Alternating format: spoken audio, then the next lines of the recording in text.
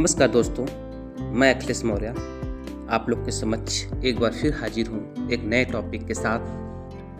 भगवान श्री कृष्ण से सीखें जीवन जीने के मंत्र। 10 ऐसे बातें जो कृष्ण के जीवन को बनाती है महानतम। जीवन प्रबंधन के लिए सबसे श्रेष्ठ सूत्र।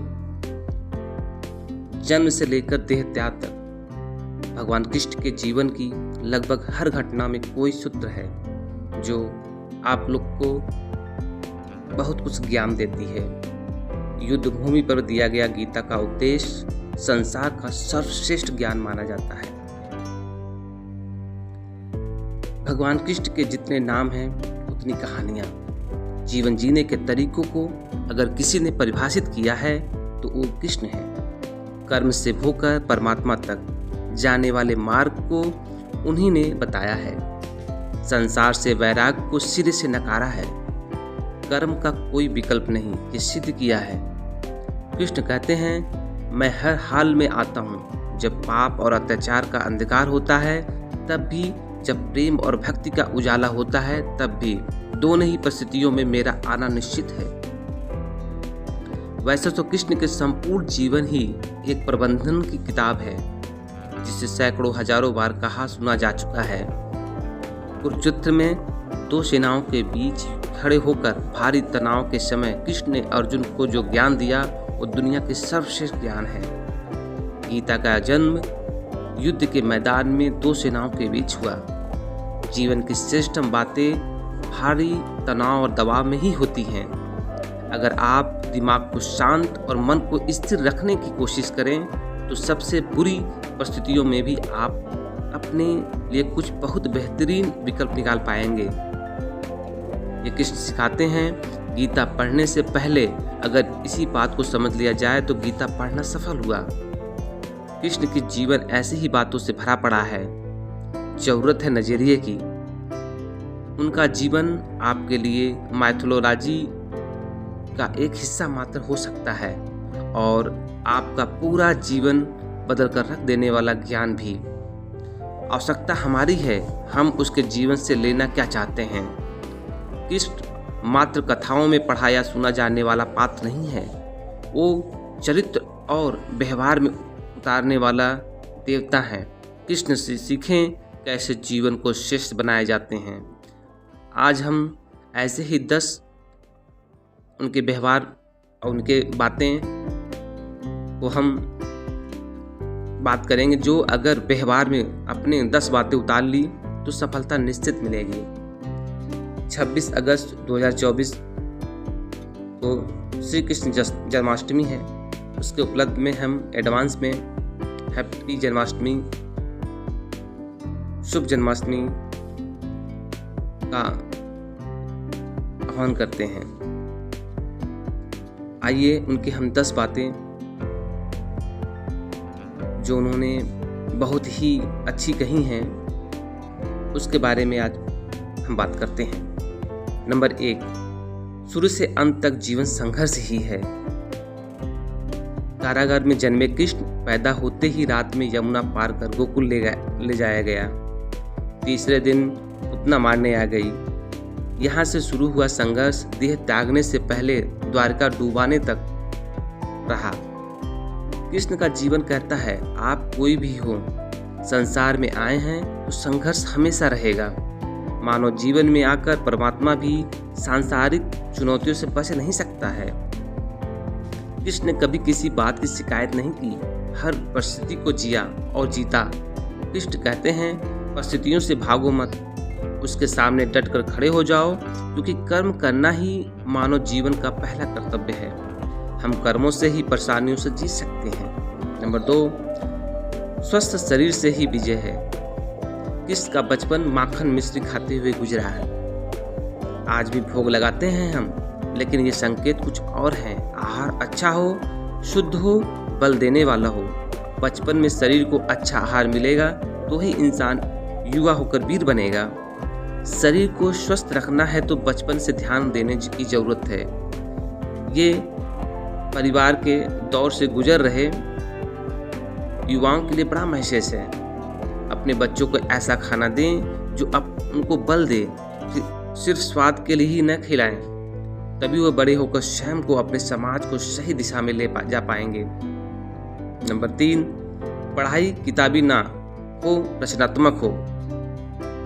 कृष्ण ने अपनी शिक्षा मध्य प्रदेश के उज्जैन में सांदीपनि ऋषि के आश्रय में रहकर पूरी की थी। कहा जाता है 64 दिन में उन्होंने 64 कलाओं का ज्ञान हासिल कर लिया था। वैदिक ज्ञान के अलावा उन्होंने कलाएं सीखी। शिक्षा ऐसी ही होनी चाहिए जो हमारे व्यक्तित्व को रचनात्मक विकास करे। संगीत, नृत्य, युद्ध सहित 64 कलाएं कृष्ण के व्यक्तित्व का हिस्सा है। बच्चों में कोरा ज्ञान न भरें, उनकी रचनात्मक को नए आयाम मिले, ऐसी शिक्षा व्यवस्था हो। नंबर 4, रिश्तों से ही जीवन है, बिना रिश्तों के कुछ नहीं है। कृष्ण ने जीवन भर कभी उन लोगों का साथ नहीं छोड़ा जिनको मन से अपना माना। अर्जुन से वह युवावस्था में मिले, ऐसा महाभारत कहती है, लेकिन अर्जुन से उनका रिश्ता हमेशा मन का रहा है। सुदामा हो या उद्धव, किसी ने कृष्ण ने जिसे अपना मान लिया उसका साथ जीवन भर निभाया। रिश्तों के लिए कृष्ण ने कई लड़ाइयाँ लड़ी और रिश्तों से ही कई लड़ाइयाँ जीती। उनका सीधा संदेश है, सांसारिक इंसान की सबसे बड़ी धरोहर रिश्ते ही हैं। अगर किसी के पास रिश्तों की छाती होती है तो वो इंसान संसार के लिए गैर जरूरी है। इसलिए अपने रिश्तों को दिए से जिएं और दिल से जिएं, दिमाग से नहीं। नंबर 5, नारी का सम्मान समाज के लिए जरूरी है। राक्षस नरकासुर का आतंक था। करीब 16,100 महिलाओं को उसने अपने महल में कैद किया था। महिला बलात्कार में उसे सुख मिलता था। कृष्ण ने उसे मारा, सभी महिलाओं को मुक्त कराया, लेकिन सामाजिक कुरीतियां तब भी थी। उन महिलाओं को अपनाने वाला कोई नहीं था। खुद उनके घरवाले ने उन्हें दोषित मानकर त्याग दिया था। ऐसे में कृष्ण भी आगे आए, सभी 16,100 महिलाओं को अपनी पत्नी का दर्जा दिया। समाज में उन्हें सम्मान के साथ रहने के लिए स्थान दिलाया। कृष्ण ने हमेशा नारी शक्ति का बताया है, उनके सम्मान के लिए तत्पर रहें। पूरी महाभारत नारी के सम्मान के लिए ही लड़ी गई थी। सो आप कृष्ण भक्त हैं तो आपने आसपास की महिलाओं का पूरा सम्मान करें। कृष्ण की कृपा पाने का ये सरलतम मार्ग है। नंबर 6, आपके मतभेद अगली पीढ़ी के लिए बाधा न बने। कई लोग जानते हैं कि जिस दुर्योधन के खिलाफ कृष्ण ने आजीवन पांडवों का साथ दिया, उसकी मौत का कारण भी कृष्ण की कूटनीति बनी। वही दुर्योधन रिश्ते में कृष्ण का समधी भी था। कृष्ण के पुत्र सांब ने दुर्योधन की बेटी लक्ष्मणा का अपहरण करके उससे विवाह किया था, क्योंकि लक्ष्मणा सांब से विवाह करना चाहती थी, लेकिन दुर्योधन खिलाफ था। सांब को कौरवों ने बंदी भी बनाया था। तब कृष्ण ने दुर्योधन को समझाया था कि हमारे मतभेद अपनी जगह हैं, लेकिन हमारे विचार हमारे बच्चों के भविष्य में बाधा नहीं बनने चाहिए। दो परिवारों के आपसी झगड़े में बच्चों के प्रेम को बलि न चढ़ाई जाए। कृष्ण ने लक्ष्मण को पूरे सम्मान के साथ अपने यहाँ रखा। दुर्योधन से उनका मतभेद हमेशा रहा, लेकिन उन्होंने उसका प्रभाव कभी लक्ष्मण और सांब की गृहस्थी पर नहीं पड़ने दिया। नंबर 7, शांति का मार्ग ही विकास का रास्ता है। कृष्ण ने महाभारत युद्ध के पहले शांति से समझौता करने के लिए पांडवों और कौरवों के बीच मध्यस्थता की। हालांकि दोनों ही पक्ष युद्ध लड़ने के लिए आतुर थे, लेकिन कृष्ण ने हमेशा चाहा कि कैसे भी युद्ध टल जाए। झगड़ों से कभी समस्याओं का समाधान नहीं होता है। शांति के मार्ग पर चलकर ही हम समाज की रचनात्मक विकास कर सकते हैं। कृष्ण ने समाज की शांति से मन की शांति तक दुनिया को ये समझाया कि कोई भी परेशानी तब तक मिट नहीं सकती है जब तक वहाँ शांति ना हो, फिर चाहे वो समाज हो या हमारा खुद का मन। शांति से ही सुख मिलती है, साधनों से नहीं। नंबर 8, हमेशा दूरगामी परिणाम सोचें। महाभारत में जुए की घटना के बाद पांडवों को वनवास हो गया। कृष्ण ने अर्जुन को समझाया कि ये समय भविष्य के लिए तैयारी करने का है। महादेव शिव, देवराज इंद्र और दुर्गा की तपस्या करने का है। कृष्ण जानते थे दुर्योधन को कितना भी समझाया जाए, वो पांडवों को कभी उनका राज नहीं लौटाएगा। तब शक्ति और सामर्थ्य की जरूरत होगी। कर्ण कुंडल कवच पांडवों की जीत में आड़े आएंगे, ये भी जानते थे। उन्होंने हर चीज पर बहुत दूरगामी सोच रखी। कोई भी फैसला तात्कालिक आदेश में नहीं लिया, हर चीज के लिए आने वाली पीढ़ियों तक सोचा।